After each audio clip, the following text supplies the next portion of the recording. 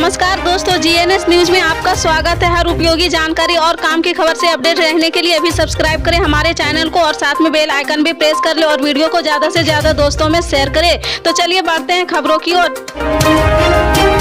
आपको बता दें, राष्ट्रवादी कांग्रेस पार्टी नेता छगन भुजबल ने सोमवार को आरोप लगाया कि भारतीय जनता पार्टी सरकार ने बेरोजगारी, महंगाई और किसानों की आत्महत्या जैसे मुद्दों को दरकिनार कर दिया है।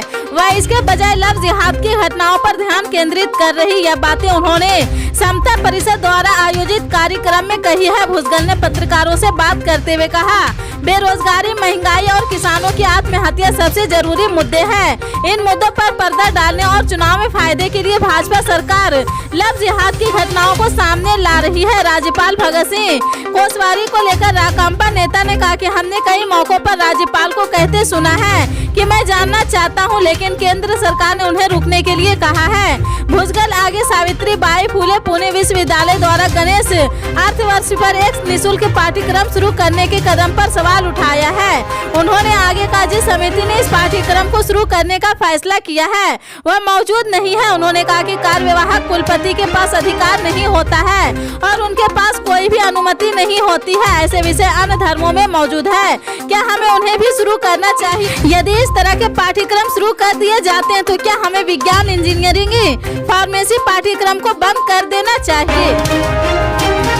मध्य प्रदेश में भारत जोड़ो यात्रा के छठे दिन प्रेस वार्ता के दौरान कांग्रेस के पूर्व अध्यक्ष राहुल गांधी ने कहा कि ये यात्रा देश की आत्मा की आवाज है। देश में बेरोजगारी की समस्या को हल करने की योजना के बारे में एक प्रश्न पर राहुल गांधी ने कहा कि वर्तमान में मुख्य समस्या यह है कि देश की पूरी संपत्ति 3-4 उद्योगपतियों के हाथों में सिमट कर रह गई। कांग्रेस देश में अधिक रोजगार के अवसर पैदा करने के लिए लघु उद्योग बनाने पर ध्यान केंद्रित करेगी। राजस्थान के मुख्यमंत्री अशोक गहलोत और राज्य के पूर्व डिप्टी सीएम सचिन पायलट की भी सत्ता को लेकर चल रहे टकराव पर राहुल गांधी ने कहा कि दोनों नेता कांग्रेस के लिए अहम है। इंदौर के पास एक संवाददाता सम्मेलन को संबोधित करते हुए केरल के वायनाड से लोकसभा सांसद गांधी ने यह भी कहा कि अमेठी से फिर से चुनाव लड़ने का फैसला 1 या 1.5 साल बाद लिया जाएगा।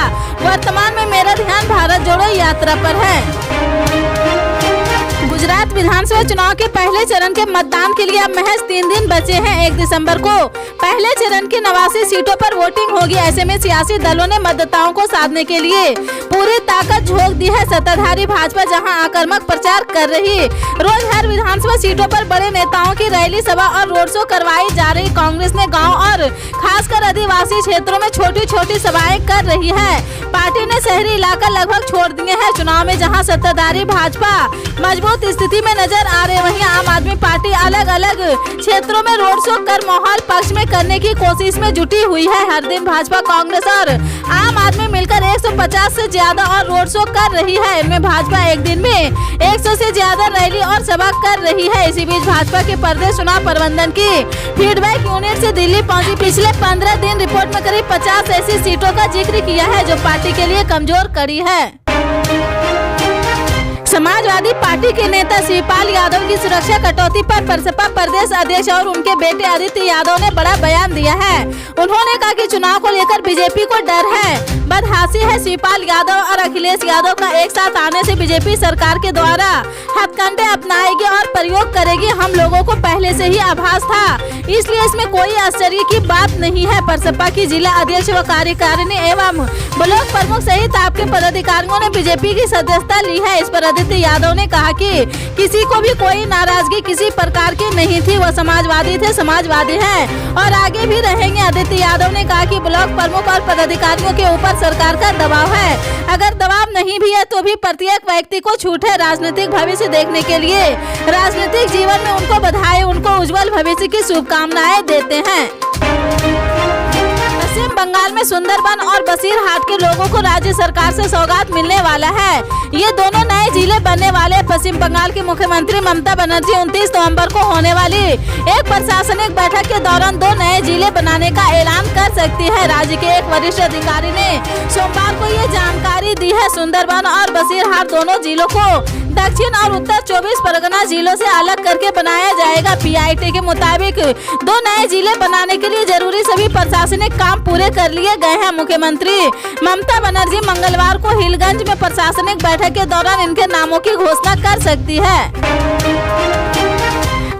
कांग्रेस अध्यक्ष मल्लिकार्जुन खड़गे ने सोमवार को बीजेपी पर हमला करते हुए कहा कि पार्टी बहुत विकास करने का दावा करती है, लेकिन चुनाव प्रचार के दौरान इसके नेताओं के प्रचार भाषण नफरत से भर देते हैं, जो समाज को सांप्रदायिक आधार पर विभाजित करते हैं। बीजेपी के वरिष्ठ नेता जय नारायण व्यास के कांग्रेस में शामिल होने के बाद खड़गे ने अहमदाबाद में मीडिया कर्मियों को संबोधित किया है। खड़गे और राजस्थान के मुख्यमंत्री अशोक गहलोत ने व्यास का पार्टी में स्वागत किया है। मीडिया कर्मियों से बात करते हुए खड़गे ने कहा कि कांग्रेस ने 70 साल में भारत को विकास का रोडमैप तैयार किया है। जो पार्टी हाल ही में सत्ता में आई है वह राजनीतिक विरोधियों पर हमला करने के लिए केवल एक भाषा जानती है, उसके पास देश को आगे ले जाने का कोई विजन नहीं है। बीजेपी के गुजरात मॉडल पर हमला करते हुए कांग्रेस अध्यक्ष ने आरोप लगाया कि राज्य का सार्वजनिक कर्ज बढ़ गया है और यह महंगाई को नियंत्रित करने और रोजगार पैदा करने में विफल रही है। खड़गे ने कहा कि कोविड संकट के दौरान राज्य में लाखों लोग मारे गए हैं, लेकिन बीजेपी सरकार ने जानकारी छुपाई है।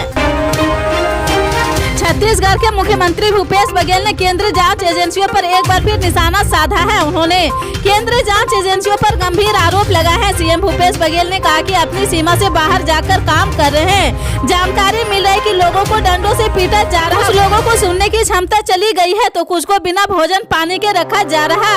यह अमान्य है। उन्होंने कहा कि मुझे नहीं लगता कोई सरकार अदालत इसकी अनुमति देगी। सीएम भूपेश ने साफ किया है कि हम इन शिकायतों के बारे में केंद्र को अवगत कराएंगे। बता दें कि छत्तीसगढ़ में 11 अक्टूबर से ईडी की रेड जारी है। कोयला ट्रांसपोर्ट और परमिट गड़बड़ी के आरोप में सस्पेंड आईएएस समीर बिश्नोई और 3 कारोबारियों को ईडी ने गिरफ्तार किया है। छत्तीसगढ़ के मुख्यमंत्री भूपेश बघेल ने केंद्रीय जांच एजेंसियों द्वारा की जा रही छापेमारी पर गंभीर आरोप लगाया है। पल पल के अपडेट जानने के लिए जुड़े रहे आप अपने जीएनएस न्यूज चैनल से। मिलते हैं अगली बड़ी खबर के साथ, तब तक के लिए जय हिंद।